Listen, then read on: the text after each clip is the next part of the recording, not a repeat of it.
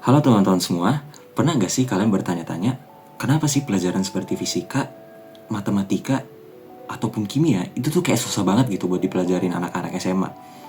Apakah mungkin karena banyak banget buat hitung-hitungannya? Atau mungkin rumusnya banyak banget, simbol-simbolnya bejibun? Nah, kita bahas di video ini ya. Nah, ketika siswa itu mengalami kesulitan dalam belajar, teman-teman, sebenarnya nggak selalu berarti ada kesalahan di situ. Namun, di Indonesia ini bisa kita lihat nih, teman-teman, bahwa banyak dari anak-anak SMA, SMP maupun SD itu ketika belajar membuat satu kesalahan besar, teman-teman. Bahkan di tingkat universitas pun beberapa mahasiswa aku observasi kayaknya masih melakukan hal yang sama deh. Meskipun aku juga sesama mahasiswa gitu ya. Nah, yang menjadi kesalahan terbesar bagi siswa di Indonesia itu adalah menghafal, teman-teman. Ya, menghafal ini mungkin memang adalah sebuah metode belajar yang kita anggap sebagai efektif di beberapa kasus. Bahkan mungkin di biologi, di sejarah, oh mungkin bekerja-bekerja aja nih. Atau mungkin ketika kita belajar fisika pas masih SMP, matematika pas masih SD, mungkin menghafal tuh masih efektif gitu ya. Namun seiring berjalannya waktu, ketika kita masuk ke SMP, ke SMA, atau bahkan ke tingkat universitas, beberapa soal-soal tuh udah nggak bisa lagi kalau kita kerjakan hanya dengan menghafal, teman-teman. Ya. Nah, apa sih yang dimaksud dengan menghafal? Kita mulai dulu nih dari mengenal yang dimaksud menghafal nih seperti apa sih? Soalnya sering kali gitu kan guru-guru di sekolah ngajar, kalian kalau belajar ini jangan menghafal doang, jangan dihafalin gitu, pahamin. Mungkin siswa pada bingung gitu maksudnya pahamin itu seperti apa. Jadi kita coba mulai dulu deh dari apa sih yang salah, yaitu menghafalnya. Nah, bayangin gini teman-teman. Kalian diminta untuk menghadapi seekor monster nih. Monsternya nih bentuknya ya gimana pun lah nih. Kayak gini aja nih bentuknya nih. Ya, gue nggak tahu mau gambar monster kayak gimana. Ini kayak biskuit sih, cuman ya udahlah. Ini anggap aja monster gitu kan. Nah, monster ini ya bentuknya serem lah pokoknya. Nih. Terus dia ada duri-durinya seperti ini. Nah, kemudian dia memegang senjata di tangan kanannya. Ya, ini dia pakai klub nih misalkan. Nah, ya walaupun kayak ayam goreng, cuman ya udahlah ya. Ini anggap aja monster gitu. Monster A misalkan. Nah, katakanlah kalian harus menghadapi si monster A ini dalam 2 hari. Ya.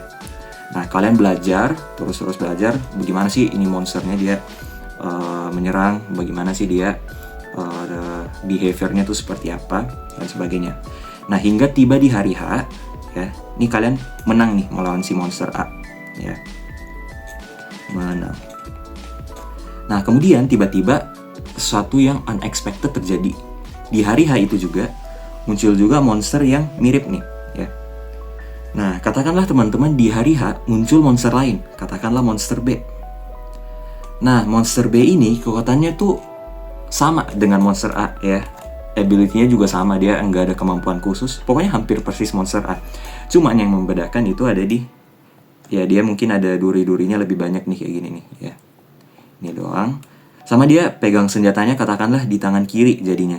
Nah, dia pegang senjatanya jadi di sini nih. Gitu.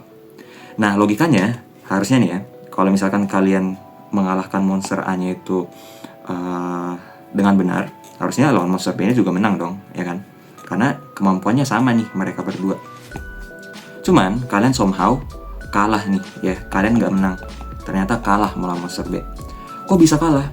Nah, ternyata kalian bisa kalah melawan monster B karena untuk melawan monster A, ini kalian belajar spesifik banget buat si monster A.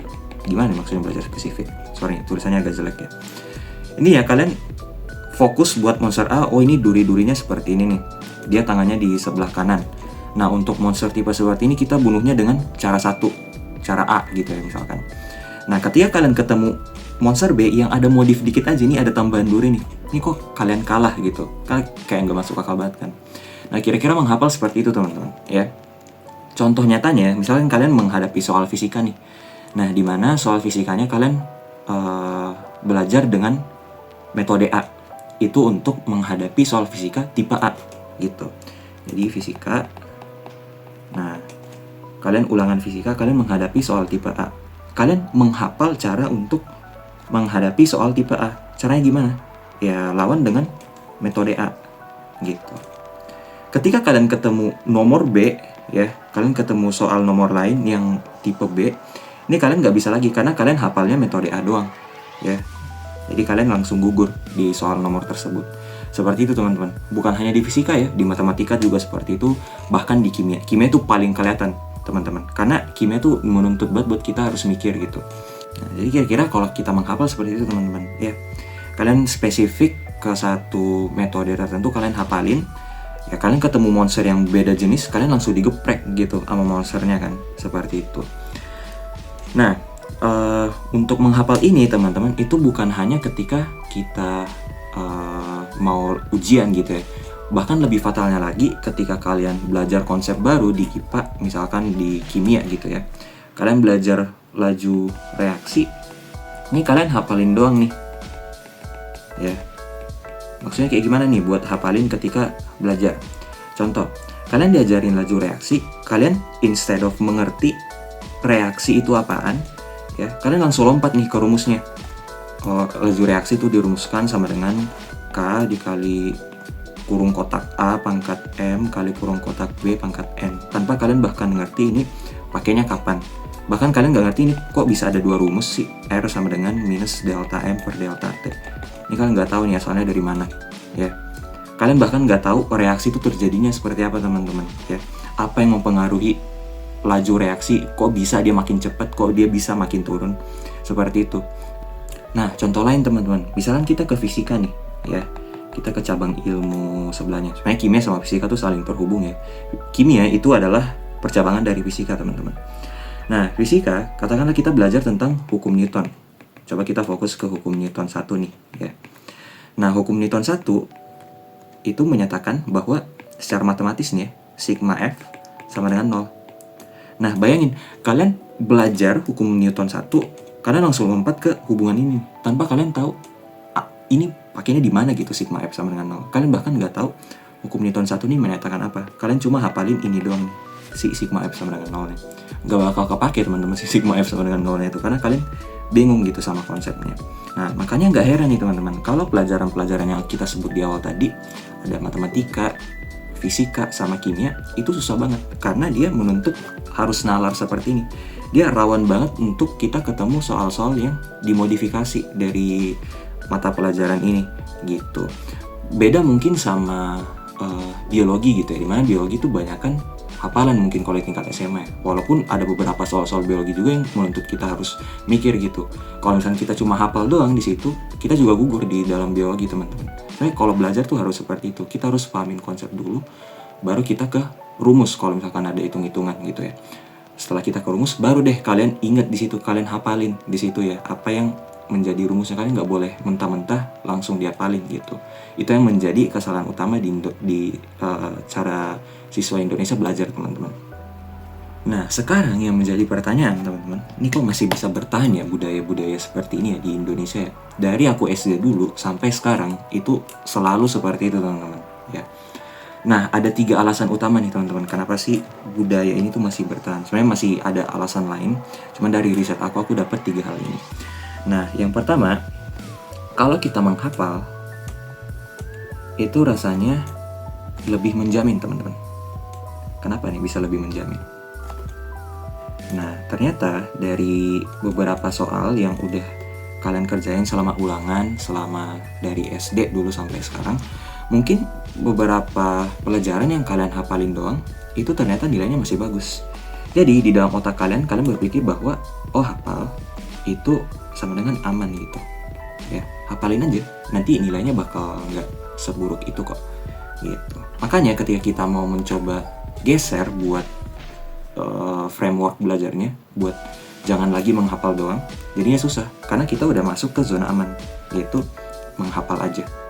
Nah, yang kedua nih teman-teman, kadang kita berpikir bahwa kalau kita mau paksain ngerti sesuatu nih, ya, ini lebih effort aja, lebih lama gitu, ya. Jadi secara nggak sadar, ya udah kita langsung lompat ke teknik menghafal, ya, karena kita berpikir bahwa memahami itu terlalu effort, gitu loh. Yang mending kita masuk ke metode yang lebih efisien di dalam otak kita, yaitu dengan menghafal. Padahal harusnya ketika belajar itu selalu kita harus pahamin konsepnya dulu teman-teman.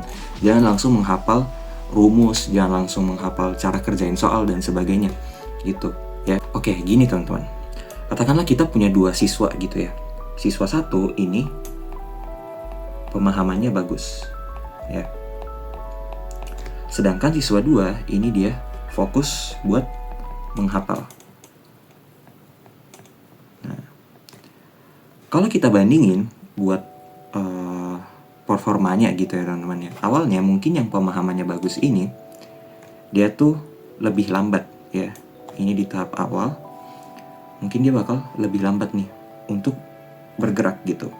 Nah, sedangkan untuk yang fokus menghafal dia awalnya udah jalan duluan. Nah, tapi untuk pemahaman ini teman-teman ya, yang perlu kalian tahu, ketika kalian berusaha untuk memahami konsep terlebih dahulu, ini sama aja kalian bikin alat dulu ya.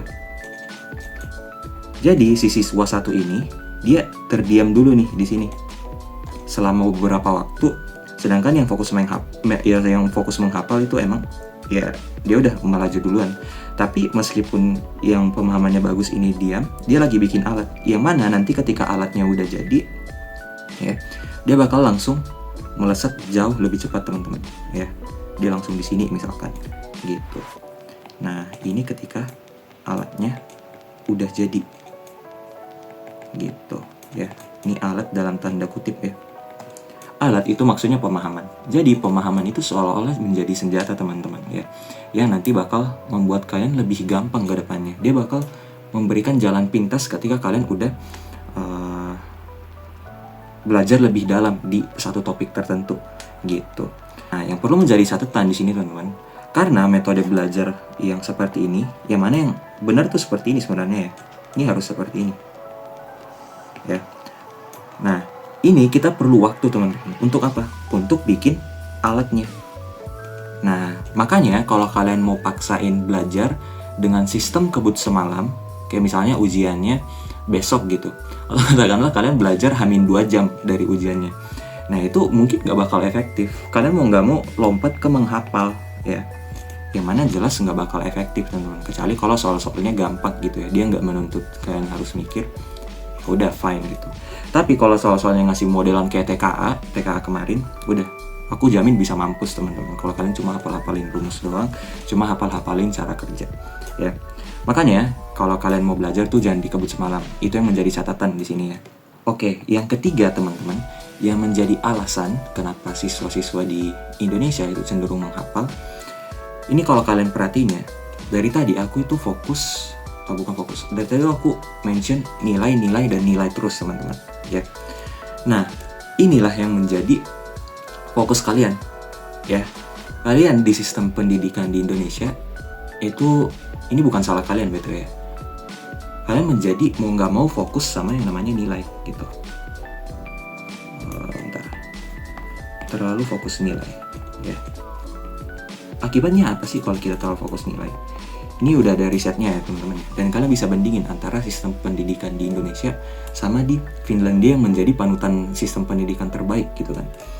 Nah, kalau di Finlandia itu anak-anaknya nggak terlalu difokusin ke nilai teman-teman, tapi lebih fokus ke bagaimana mereka bisa menyelesaikan permasalahan, bagaimana bisa mereka berpikir secara kritis dan sebagainya. Sedangkan di Indonesia kita tuh terlalu difokusin sama nilai. Ini kok bisa kita fokus sama nilai? Karena sistem ujian teman-teman, UN, SNBT. Bukan berarti tes ini tuh salah teman-teman, tapi di Indonesia tuh somehow dia menjadi fokus gitu. Kayak, oh ntar sekolah lu bakal jelek kalau misalkan nilai UN-nya pada nggak bagus. Ntar lu nggak bakal masuk univ yang bagus kalau SNBT-nya jelek gitu ya. Nah, jadinya kita fokus ke nilai gitu. Yang mana ketika kita fokus ke nilai ya, ini secara psikologis teman-teman, kita bakal cari jalan yang gampang. Jalan yang gampang apa? Ya menghafal. Jadi fokus nilai sama dengan menghafal gitu ya. Nah, yang perlu kalian ingat teman-teman, ini kan kita sebagai siswa ya, kita kan nggak bakal mungkin mau tiba-tiba mengubah, oh SNBT nggak bakal ada lagi, TKA nggak bakal ada lagi gitu. Ini sebenarnya pemerintah tuh udah berusaha banget buat men-tackle ini gitu. Makanya kemarin sempat dilaksanakan kan program untuk menghapus UN gitu. Nah, yang perlu kalian lakuin sebagai siswa, ini kalian ingat framework ini teman-teman. Ya. Kalau misalkan kalian pahamin konsepnya, kalian bakal lebih mudah untuk memahami sebuah rumus. Nah, kalau kalian mudah memahami rumusnya, kalian bakal mudah untuk mengingat satu pelajaran itu, teman-teman. Termasuk konsepnya dan juga rumus tersebut. Kalian bahkan bisa turunin rumus itu sendiri, teman-teman. Kalau misalkan kalian lupa nih sama si rumus A, tapi kalian paham sama konsepnya, di beberapa kasus tuh kalian bisa turunin sendiri dan dapetin rumus yang benar gitu. Pas hari H ujian bisa seperti itu, ya. Nah, setelah kalian ingat, ya, kalian udah paham, rumusnya juga udah hafal. Nah, baru deh kalian masuk ke latihan soal. Supaya kalian terbiasa nih untuk menghadapi beberapa problem yang dihubungkan sama dunia nyata gitu. Oke. Frameworknya seperti ini, teman-teman. Nah, percaya deh, kalau misalkan kalian pahami konsepnya dulu, itu nilai yang bagus tuh pasti kalian kantongin deh, teman-teman. Percaya deh, beneran. Paham itu sama dengan nilai bagus, ya. Udah deh, kalian gak usah fokus ke cari nilai gitu. Yang penting kalian gak belajar mepet-mepet, kalian beneran paham, tuh nilai yang bagus pasti kalian kantongin, teman-teman. Seperti itu, ya. Nah, kenapa kalau misalnya kita paham, itu kita nilainya lebih bagus? Nah, yang kayak aku sebutin tadi, yang pertama gitu ya, kita ingetnya lebih gampang gitu, ya. Dan yang kedua, kita kalau ketemu soal-soal yang di otak-atik ya, itu kalian bakal tetap bisa. Orang yang beneran paham sama konsep kimia, konsep fisika, konsep matematikanya, itu soalnya mau diputar gimana pun, kalian pasti bakal bisa, teman-teman. Asalkan tipe soalnya masih sama gitu kan. Nih, ketika diputar gimana pun, ya kalian masih aman-aman aja. Nah, yang terakhir ya, yang nggak kalah penting juga, kalian nggak bakal terlalu stres ketika belajar, teman-teman. Karena ketika kalian paham, belajar, percaya, pasti jauh lebih fun, lebih sayang deh kalian sama pelajaran tersebut, beneran. Makanya ada siswa-siswa yang kalian somehow bingung gitu kan, kok dia bisa sih suka sama matematika, kok dia bisa sih suka sama kimia. Itu karena mereka ngerti, teman-teman, apa yang diomongin di dalam situ. Dan mungkin ya ada faktor mereka lagi ada pernah melakukan praktikum gitu kan, yang bikin fun gitu. Cuman kalau misalnya kita fokus ke matematika doang misalkan, matematika tuh kan praktikumnya nggak banyak ya. Kok bisa gitu orang suka sama matematika? Karena di situ, teman-teman, mereka mengerti dengan apa yang diomongin di dalam matematika.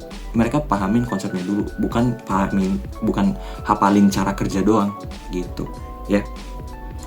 Nah, perlu kalian ketahui juga, teman-teman, bahwa kalau misalkan kalian belajar seperti ini aku mohon maaf ya kalau misalkan dari tadi aku rasanya kayak ngomongnya agak keras gitu. Tapi kalau kalian belajarnya full menghafal gitu ya, kesannya kayak gue banget kayak yang belajar kayak gitu. Ini sebenarnya bukan salah kalian, teman-teman, ya. Cuman sistem pendidikan Indonesia yang membiarkan budaya seperti ini terus berjalan gitu, dari kalian SD, SMP sampai bahkan sekarang mungkin SMA. Ya tetap aja belajarnya seperti itu ya, karena sistem pendidikan Indonesia yang aku sebutin tadi bikin kalian terlalu fokus ke nilai. Nah, itulah yang mau kita perbaiki nih, teman-teman, karena kalian udah kebiasaan nih misalkan terlalu banyak fokus ke hafalan. Sekarang di channel ini kalian bakal belajar bagaimana sih caranya untuk memahami, bagaimana sih caranya untuk kita belajar kimia dengan full memahami konsepnya, teman-teman. Baru deh kita menghafal, karena dimana-mana kalau menghafal doang tuh nggak bakal cukup. Ingat framework yang aku bilang tadi, kalian harus pahamin konsep dulu ya, terus masuk ke rumus, habis itu hafalin, baru ke latihan soal yang ini nih gitu ya. Oke.